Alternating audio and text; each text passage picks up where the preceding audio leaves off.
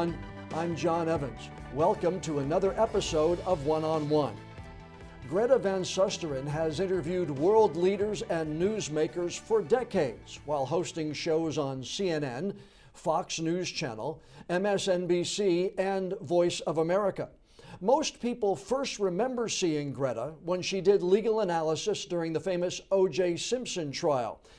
But she got her start on TV before that case, and she certainly had the credentials too. She had 2 law degrees, she taught classes at Georgetown Law School, and she had practiced law for 12 years in Washington, D.C. But what made a bigger difference in getting that first TV appearance, Greta says, was her appearance at a toga party. Greta Van Susteren, Chief National Political Analyst for WECT News and the host of Full Court Press, welcome to the One-on-One with John Evans podcast. I am so happy to be here. This is fun. I like to be on this end of the conversation. I said you do most of the interviewing. You don't have to do any research for this. This is all about Greta. Brother. Before we move on and talk about your career, I do want to talk a little bit and get your thoughts on the peaceful transition of power we recently saw up in Washington, D.C. Well, it was peaceful. It was quite bruising getting there, but in the end, it was peaceful. Things were quite calm on the at the U.S. Capitol, but it was quite a route getting there. President Trump, of course, didn't concede until the very end. I'm not even sure exactly if he formally did concede. But we had the trouble on January 6th. But the actual transition of power, one administration to the other, was peaceful. And, the one thing that's so, wonderful about the United States is that we don't give power to our leaders, we lend it. And we lent it for 4 years to President Trump. We didn't lend it another 4 years. And now we lend it to President Biden. So it's interesting. We don't give power. It's like other countries, that have been in places like Iraq or Sudan or Afghanistan. They give power and they keep it. We don't do it that way. You've had a legal degree since 1979. You've argued cases in court. You've been on TV as a legal analyst for coming up now on 30 years. So what's harder, anchoring a show like Burden of Proof or On the Record or Plugged In or Full Court Press, or arguing a case in court? Oh, by far court. And I'll tell you why. Because you have someone else's life in your hands. Even if it's just a landlord-tenant matter, it's the person's home. If it's a small case, a big case, you have someone's life in your hands. On television, if I make a mistake, I humiliate myself, I embarrass myself, and I don't like to do that, but I'm not doing it to somebody else. And if I do make a mistake, if I say something about someone that turns out to be wrong, I can apologize, I can correct it. Court is by far because of the greater responsibility of standing next to someone. Oftentimes I was arguing for constitutional rights, so by far court was much more difficult, much more of a responsibility. I'm not trying to understate the responsibility of being a journalist. I mean, we have an obligation. We're the only occupation protected in the Constitution. We have free press in the First Amendment. But by far, for me, it's so much easier to be a journalist on TV and fulfill that responsibility than to have someone's life in my hands. I also did death penalty work. I mean, I've done the whole gambit. What is your guiding principle in putting Full Court Press together? You've been a journalist, and I want to talk to you about journalism and TV news in a little bit here, but what's your guiding principle when you put that together every week? Fair, factual, and informative. And I'll tell you what really, the only criticism that really gets to me, and when I take to heart, if someone says I'm not fair. I'm not always right. I strive to be right. But I'll tell you one thing is that at the end of the day, I can't accept that I couldn't be fair because I really care about being fair to people and fair to the issues. And I get the sense, Greta, that you're a lot like me in the journalistic principle. We're about the same age, came through our training about 29. But oh, come on, you're 30. Come on, you're 30. You're a year older. 31. Okay, all right, you're right. But you're like me in the journalistic principle. Fair and objective are my 2 top ones. And it seems to me, and I don't know if you agree, but that is lacking now in a lot of the news programs. Do you agree? Well, I do agree, because I happen to think that the viewers are as smart as I am, if not smarter. And so I don't see it as my job to tell them how to think. I see it as my job as to get information for them because I have a close proximity, because I'm a journalist. I get to go talk to these people, and I get to invite them on, and I also get to provoke discussion. But I don't think I should be telling viewers, how to think or what to think, because I think they can do that themselves, if not better than I can. Is it tougher to do that now, though, in a society where almost everyone who, in my opinion here, people have a difficult time, or maybe they don't want to disseminate between a journalist and a member of the media? You know, I think that there's been a huge transition or transformation in journalism. Some people believe, I just don't agree with this, that they're on some mission and they should, seek out to tell the viewers, what the truth is, or call somebody a liar. Look, I don't understand that, because I don't think you have to call somebody a liar. I think you can say, Joe said something on Monday that was X, and then on Tuesday he said Y. I don't need to call the person a liar. The viewers can figure that out himself. Some journalists disagree and think they have to do this thinking for the viewers. I don't agree. I think, and this is particularly true of cable, not necessarily broadcast or of or local news, but in cable it's become pretty much a team sport. And when you start doing that, I think you really hurt journalism. A lot of people disagree with me on that. A lot of my old colleagues at cable news, I've been at all the 3 cable news, but I don't see journalism as a team sport. I don't. When I was at Fox News, which is considered a conservative news network, I could always get Democrats. When I was at Fox News, I had Obama. I went on 8 trips overseas with Hillary Clinton.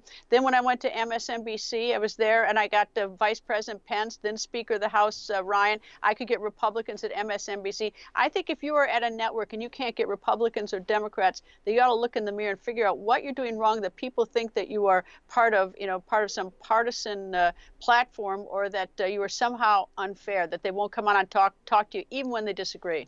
Do you think viewers seek information, or do they seek affirmation? Because I've heard arguments on both, and I've always said one of the best compliments I could get is if I do a story or if I moderate a political debate and I have half the room thinking or 1/3 thinking I'm a Democrat, 1/3 thinking I'm an independent, 1/3 thinking I'm a Republican, I've done my job. I think you have done your job at that point. But there are some people some people I know, journalists, and a lot of the viewers know these journalists. And if you pick any topic, I don't care whether it's gun control or immigration, whatever it is, and if you know what that journalist is going to say about it, and yet you tune in to watch it, I can't figure that out, because why would you tune in to watch something you already know the person's going to say? I've never been able to figure that out. So I like it better when people don't, and people say to me, I don't know, where you lean on topics. Look, there are some topics definitely, I hate government waste, and I'm not going to pretend like I feel any differently about it. I just think government waste. I grew up in Wisconsin, and we're in a small town, and the idea of waste, of course, I don't think it's necessarily just Wisconsin or my small town, but for some reason I just think government waste is just beyond me. Well, growing up in Wisconsin, let's go there. Your dad, I believe, was a judge. Was there any inclination to push a young Greta toward a legal career? Listen, I thought being a lawyer is the greatest thing in the world, because before he was a judge, he was a lawyer. And I would go to his office at night, and here's what he had in his office. He had an electric typewriter, because he had a secretary, and I thought that was just wild. He had a dictaphone, and so I could actually talk. I loved that. And he had a candy drawer, because I go every night with him. So, who wouldn't want to be a lawyer if that's what lawyers did, if they had dictaphones, electric typewriters, and candy drawers? So that seemed pretty, seemed right up my alley. Then when he became a judge, I'd go with him to the courthouse, and I'd bring our family dog, and I'd sit up on the bench. It'd be on a Saturday. There'd be nobody there. My father would be working in his chambers, and I'd be able to talk on the loudspeaker and talk to my dog, and my dog would be looking all over, and I'd tell my dog to sit. I guess I would tease the dog a little bit. But, I thought, so the courtroom was fun. The courtroom was always comfortable. So that was perfect. Plus, I was always in trouble with the nuns, and I thought someday I might need a lawyer because my behavior wasn't so. I talked out of turn. I was always getting in trouble with them for doing all sorts of things. So I thought I'd never be able to afford a lawyer, so I better be one. So it was a natural for me. I have a brother and sister who are not lawyers, who are older, but I just latched onto it with my father. It just seemed interesting to do, and I sort of like the idea how you could help people. Now, if I were to do it all over again, I'd probably do it a little differently. I probably would try to join the Peace Corps for a couple of years and go that route. And I would do it a different route. I went right from college to law school. Now, if I'm correct here, again, in some of the research that I've done, folks who know politics will know the name Joe McCarthy. But didn't your dad actually work for Senator McCarthy? He was in 1946, he was his campaign manager, and he was the best man in my parents' wedding after their childhood friends. And after Joe was elected Senate, he moved to Washington, D.C., and my father stayed back in Wisconsin and raised a family, raised me. Joe died when I was about 3.5. I don't remember him at all. It's interesting, though, that your family has that tie and how things might have been different had your dad followed him to Washington, D.C. Oh, yeah, no, it probably would have been quite nightmarish because that didn't work out too well. No, it didn't. Were you planning after you graduated Georgetown Law and got your master's degree in '82, were you planning on having a career in law the rest of your life? Was it going to be in a courtroom for Greta? Always. In fact, most of my classmates at Georgetown, my JD classmates, my LLM that you referred to, the master's was a 2-year program. There are only 5 of us, so it doesn't have quite the collection of students. But my classmates all went to Wall Street, and they went to giant firms. And I hung out a shingle with another lawyer, Steve Milliken, because in the sort of a rough area of Washington, D.C., because I sort of thought that's what lawyers did, is just you hang out a shingle and practice law. I guess it's sort of an extension of my growing up in a small town and my father's practice. I was not interested in going to a big law firm. I was not interested in going to Wall Street. In fact, the summer after my second year of law school, when all my classmates went to Wall Street to do internships at these big firms or in Wall Street, I instead got on a plane and went to Alaska and worked for a lawyer up in Alaska who was a criminal defense lawyer. And so I took a very different route than any of my classmates. And what did you take away from that? It was just more interesting. Well, it was just more interesting. It captivated me. And the thing is that so many people who I went to law with would said, "Oh, I hate the law," or "I hate being a lawyer." I never did and I understand if you're sitting at a big firm having to do billable hours all day long and you're working there till midnight at night and you're going over depositions and you're carrying briefcases for partners, I can understand why you don't like it. Right from the get-go, I did like it. I mean, my first murder case I ever tried, it was probably way too soon, but I tried it 2 years out of law school. Wow. So I mean, right away, I was digging in and being a real lawyer. I wasn't carrying somebody else's briefcase. So I had a different experience, and I enjoyed it. I loved law school. I thought law school was much easier than college. Because think about this: when you go to college, you take a language, you take a science, you take a literature, and you take all these different courses. When you go to law school, all the courses are related to each other, and each course has a study guide. So it's like Cliff's Notes is what we used to have when I think of in college. Mm-hmm. But they all have study guides. It's easy to flunk out of college. It's not so. It's really hard to flunk out of law school because in law school, it's only the first year is the only tough year, and it's not tough because it's hard to understand. I mean, we can all figure this one out: red light, stop; green light, go. I mean, it's nothing really particularly that sophisticated. But here's the thing: it's the volume of material that they make you read. So that's the difficulty in the first year. The second year, you get the drill, and it's pretty easy. Third year, it was very easy. So law school was much easier than college, I thought. When people think of Greta on TV as a legal analyst, I think most people would think the O.J. Simpson trial when you worked with Roger Cossack at CNN. But wasn't it another case a couple of years before that actually got you into the legal analyst or giving legal opinions on the air? Well, here's how it happened. It was actually, you're right. Because I had this law firm in this sort of rough neighborhood of Washington near the courthouse, and I was trying very high-profile murder cases, of which there was no shortage at the time in D.C. And I was doing them court-appointed. is that there were no cameras in the courtroom in Washington, D.C. It's a federal city. And so the local news would sit outside the courthouse and wait for me to come out. And then they'd ask me questions and they'd chase me the 2 blocks to my office. And so I knew the crews. And then sometime in about 1989, I was still practicing law and teaching as an adjunct professor at Georgetown. The mayor in Washington, D.C. got himself in a little fix, smoking crack cocaine. And the local media needed somebody to explain what cross-examination is, or opening statement, or closing argument. And so naturally they knew me. I knew the crews. And so they would ask me, and this was something any lawyer could do, but it was just sort of coincidental that that they knew me. So I started doing things for the local station there on that case, on the mayor's case. Well, then what happened is that William Kenny Smith, who was one of the Kennedy family members, was charged with rape down in Palm Beach, and CNN, which was still called Chicken Noodle Network among its colleagues, people used to make fun of it because it was just sort of an upstart at that point. They decided to go gavel to gavel with covering the William Kenny Smith case, because in Florida, unlike in D.C., they have cameras in the courtroom. So they called the American Bar Association in Washington, D.C. and said, who would you recommend to do gavel to gavel coverage, to do this kind of thing? And they recommended me. Person recommended me. At the time, I thought the person recommended me because I had tried these big cases, right. Violent crimes. I had TV experience, which nobody had at the time, and because there weren't any lawyers on TV at the time. I had a second law degree, which women never had at the time, and it was in trial practice. And I was an adjunct professor at Georgetown Law School, teaching courses like evidence trial practice. So naturally, I thought it's because I thought, okay, they were looking around to see who is the best qualified person to do this, and that they thought of me. Well, that's not exactly what happened. What happened was this.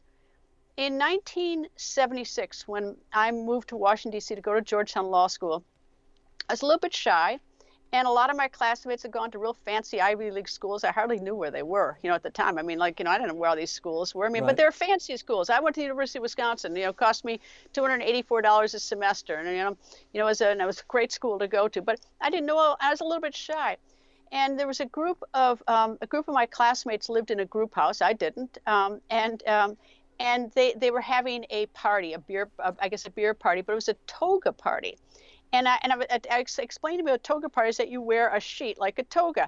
Well, I'd never been to a toga party, but I was happy to be invited to this party, so naturally I wore a toga. I wore a sheet. It's the only toga party I've ever been to, by anyone who asks. And so I go over to this party,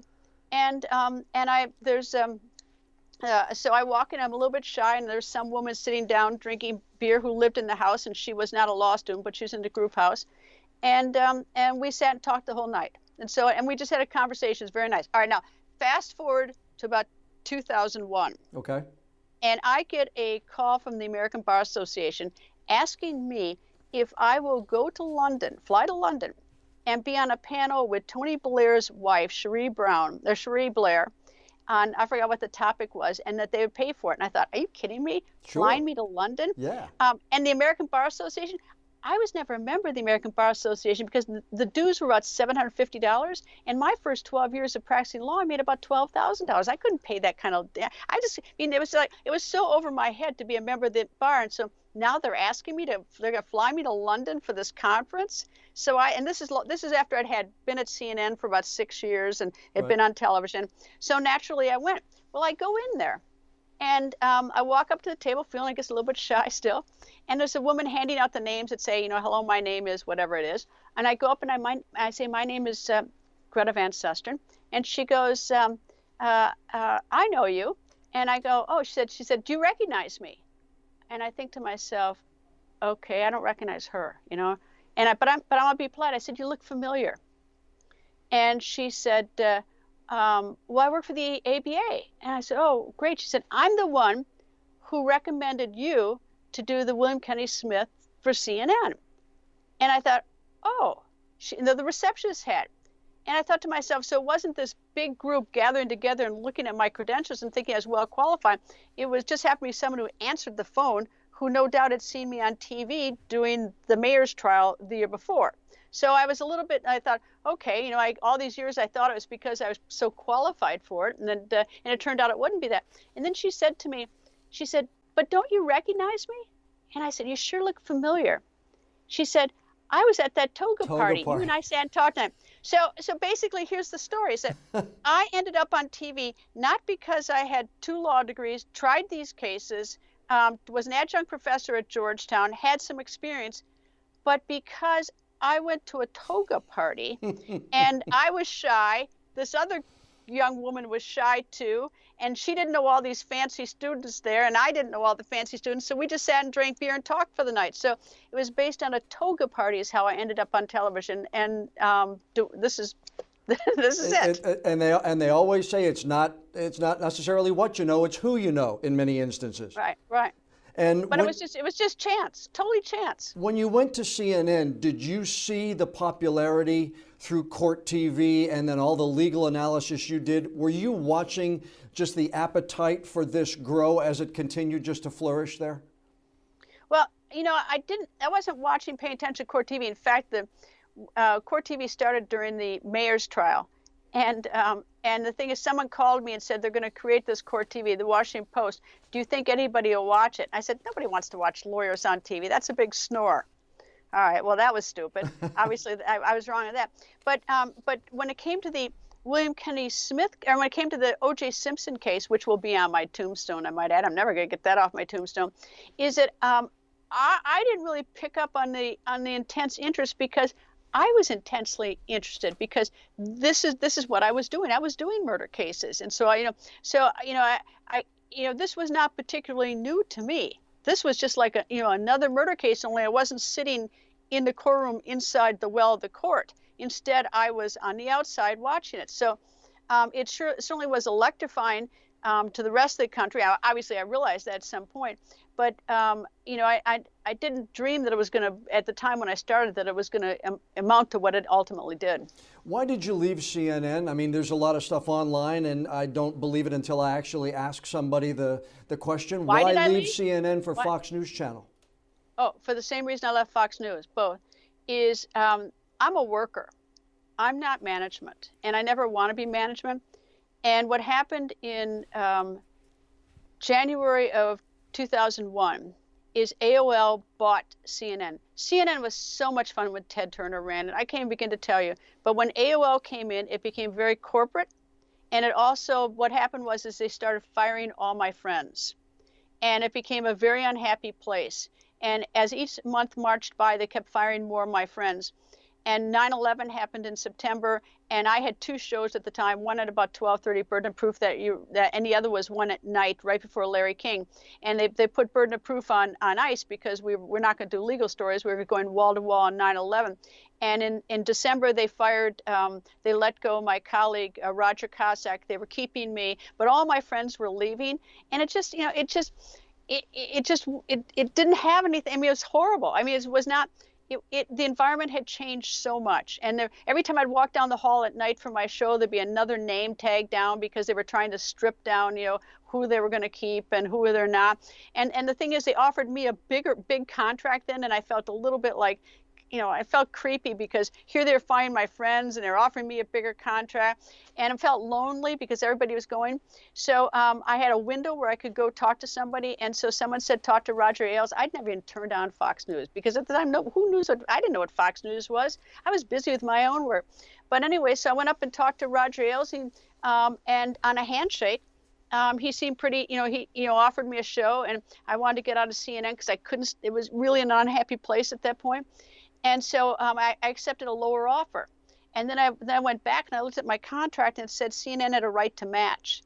And I thought, oh, brother, because I was going for less. So then I told CNN that was at the conclusion of my contract, which was about 3 months from them, that I'd be going to Fox. So they offered me more money and than the contract. And I said, but I didn't want that. And look, I was already getting paid enough. And remember, I made $12,000 a year the first 10 years of practice of law, and I wanted to enjoy my work, and I was not hurting, and my husband's a lawyer, so it was, and I didn't have kids in college or anything like that, so So anyway, I ended up saying that that because it was so that when the term right to match was not defined, and that their environment had gotten so rough that they couldn't match an environment that was not, a little bit, that wasn't going through that corporate turmoil. Well, as it turned out, then 14 years later, Fox went through corporate turmoil. But so then so I went over to Fox for less money. Had a great time. I had a huge budget for my shows, so I traveled the world. I went to North Korea 3 times, did a show live from North Korea, went to Iraq, Afghanistan, Sudan, went all over the world. I never had anyone tell me what to say or do at Fox News. Nobody ever told me what to do, and enjoyed it immensely. And then one day in July of 2016, we all wake up and Fox has now blown up, and some shocking things come out. I worked in the D.C. bureau, and all the shocking stuff was out of the New York bureau, which is 200 miles away. And I had a clause in my contract that paid me a sum of money if I wanted to elect to leave. And so I took the sum of money and I left.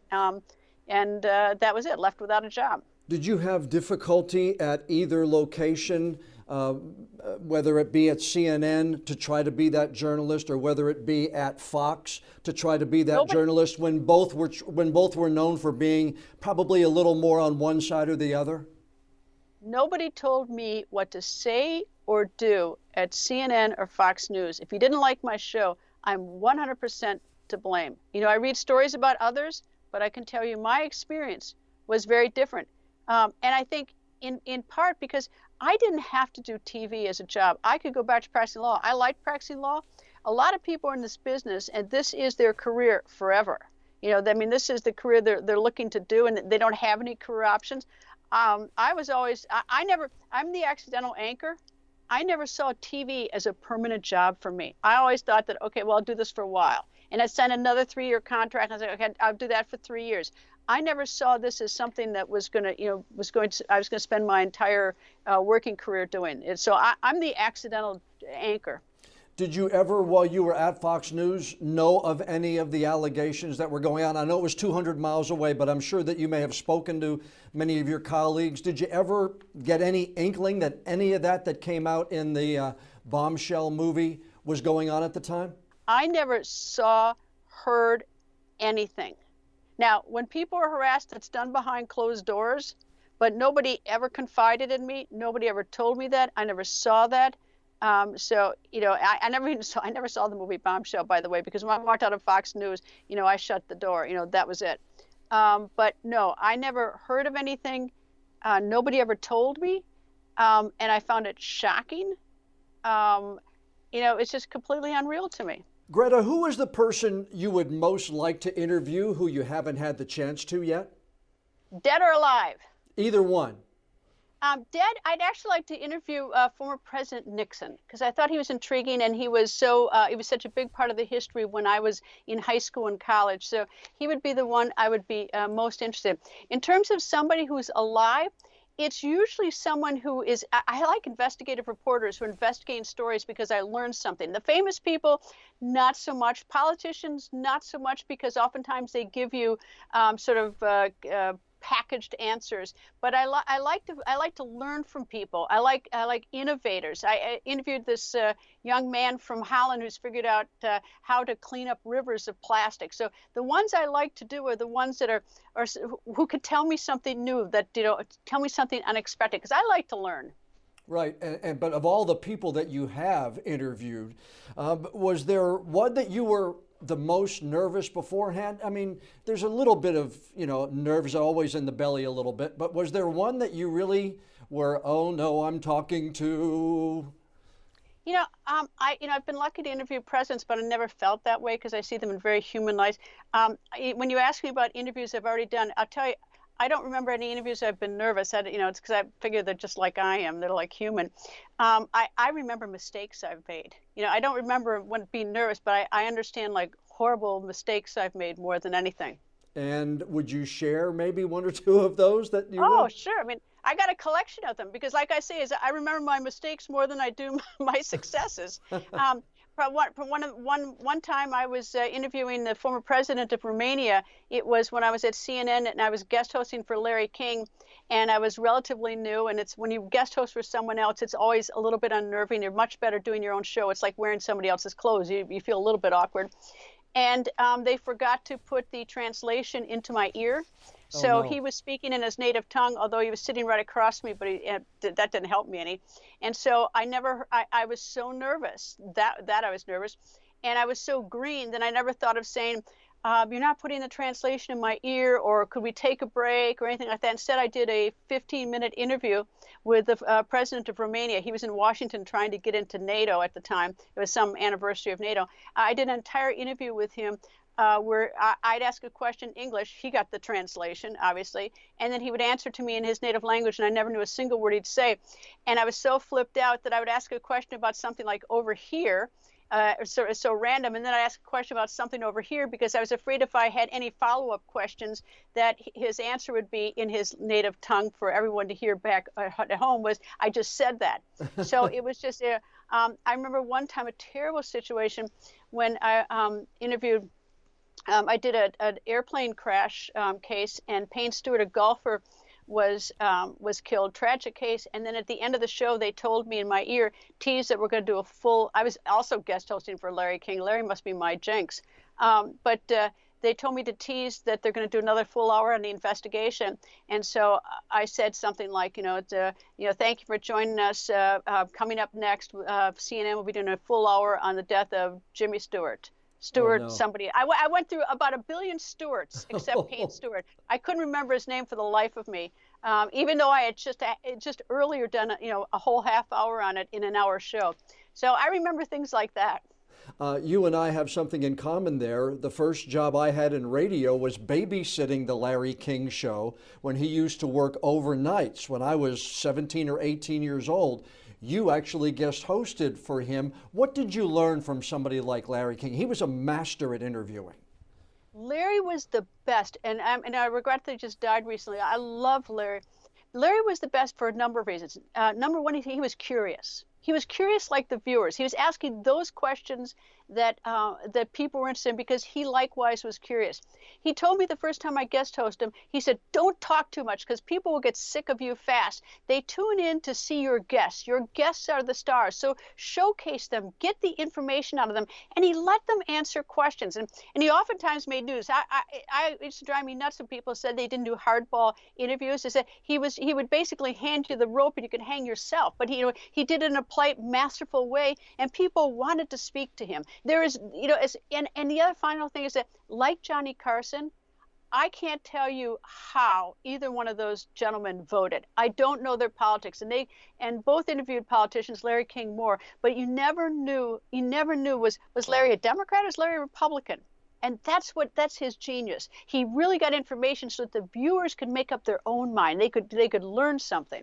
One thing I loved and one thing that I took away from that year and a half that I babysat his show was the questions would be something like, oh yeah? And then the person would continue to go on. And he wasn't really interviewing, it was a conversation. And that's what I enjoyed so much about listening to him and then watching him for so many years. Yeah, and it's sort of interesting that the biggest nightmare for all of us in this business is if you get a guest who answers questions with one word. Right. I mean, then you're really toast. I mean, that's our biggest nightmare. And what he did and what I learned in the courtroom is, as a criminal defense lawyer, you never ask, like a police officer who's testifying for the prosecution, a question that begins with why or how, because the person will then take the next hour and bury you. And so, but in this business on TV, if you get someone who is answering questions with one word, maybe the person's nervous or is a person of few words, what you do is you ask the person a question that begins with why or how, and the person will then open up and start talking and start explaining. Yeah, and he did it masterfully. Television and politics are two pretty tough professions, and you've been around them for a while, along with the legal profession. How have you and your husband, John, made it work now for 32 years? It's a tough business that you're in many ways.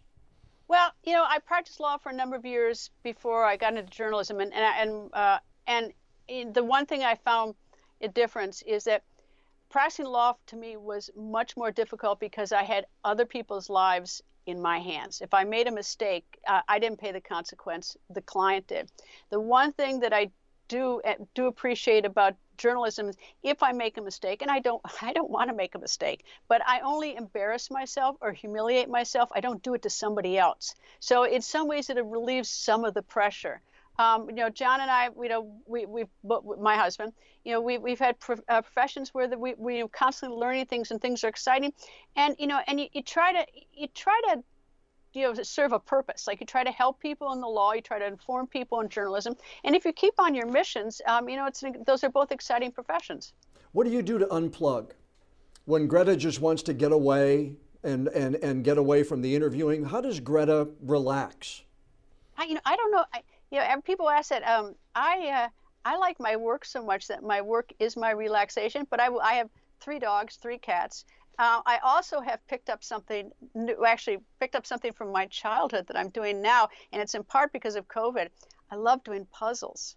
And I've gotten back into doing jigsaw puzzles of all things because I can sit there at night and I can do a jigsaw puzzle. My husband, I can talk, he can watch TV, I can do a jigsaw puzzle. And I go to this thing called puzzleu.com on my iPhone where I just upload a picture from my iPhone, and like 4 days later, a 1,000-piece puzzle shows up in the mail, and I can do that. So I like doing that. But it's interesting is that if you really like your work, it is not as we think of as work. And, I also have a volunteer job. I do a volunteer show for Voice of America, which is very different than the one I do for Great TV. Great TV is pretty much politics and domestic. But the one I do for Voice of America is international, so I have to constantly read about things like Myanmar and other nations. And I like reading. I mean, that's a form of relaxation for me. For those who watch Full Court Press here on the weekends here on WECT, what do you want them to take away from it? What do you hope they get from that show every week? Are they better educated? What is your plan for the audience? I'm basically a conduit for them to get information. I want to be factual, fair, and informative. I'd like it to be perfect, but I'm human. And so while I always strive for that, let's face it, I'm never going to get there. I will tell you the biggest challenge I have, I've been in business 25 years and I've had hour television shows. Now I have a half-hour television show on Gray, and it is profoundly more difficult to be fair. Because it's sort of like, if you have turbulence in an airplane at 35,000 feet, you can recover pretty easily. If you get turbulence at 200 feet, there isn't much room to recover. Well, it's similarly in trying to be fair in a half hour, is how do you be fair to both sides? And that's the thing that I find the most difficult and troubling, and the thing I agonize about more. If you have an hour, you can let it breathe and let someone talk a little longer or do this. It's much more challenging in a half-hour show. And that's, by the way, that's why we have something called overtime, is so that I can do longer interviews. We try to be fair in what we present for the TV, but then we put the balance of the interview on fullcourtgreta.com, our website, or greta.com. I've directed my name to it, so that if I do something unfair, if you, and that's makes me crazy. But if I do something unfair, the person I interview or the viewer can go to our website and get the full interview, and then can hit me over the head with it and say, they didn't put this in, or they didn't do this. So, at least, I give it to them so that if I do wrong, they can have at it. They can go after me with it, and that to me seems fair, because like being fair is so important to our business, because that's really our stock and trade. You've got to have your credibility, and the minute you try to do something, that's not fair, naturally your stock declines a bit. That is so true. You have been welcomed into people's homes all across this country for so many years. I'm glad you were able to find the time for this podcast. Thanks so much, Greta, for sharing a little bit of your career, a little bit of your perspective, and letting us get to know Greta Van Susteren. I'm appreciative of the viewers for welcoming me in. I'm also appreciative of Great TV, because if you look at the polls in the last 2 years, who do viewers go to, and who do they trust? And overwhelmingly, it's now local television, because local television has earned the trust for decades with their viewers, and they live in the communities. So I'm lucky in that I'm coming into the Gray family now about 2 years, but I'm hoping that the trust an incredible product of great TV, that it rubs off on me and that I get a lot of the benefit of it. So I'm grateful. I'm grateful for the viewers. They've been kind to me over the year, even the ones who clobbered me over the head with my mistakes. And I'm also grateful for Gray. Well, thanks again, Greta. Great talking to you. And I know as we move through 2021, we'll be getting more of those one-on-one interviews from Washington, D.C. Thanks again. Thank you very much. A big thank you to Greta Van Susteren for joining us for this week's podcast. You can follow Greta on fullcourtgreta.com. That's the website tied into the TV show you watch every week. You can look for her verified social media accounts. She's busy on Twitter and Instagram and on Facebook too. And don't forget, watch Full Court Press every weekend on WECT and other Gray TV stations all across the country. And you can also catch her on Plugged In with Greta Van Susteren on Voice of America. Now, before we go, I'd like to ask you a favor. Please download and subscribe to the One-on-One with John Evans podcast on whatever app you use to listen to your favorite shows. And if you would be so kind, please leave us a rating or a review. The more feedback we have from folks like you, the higher we'll be listed on the apps and the better chance we'll have of bringing in even more new listeners. I'm John Evans. Thanks so much for joining us for this week's episode of One-on-One.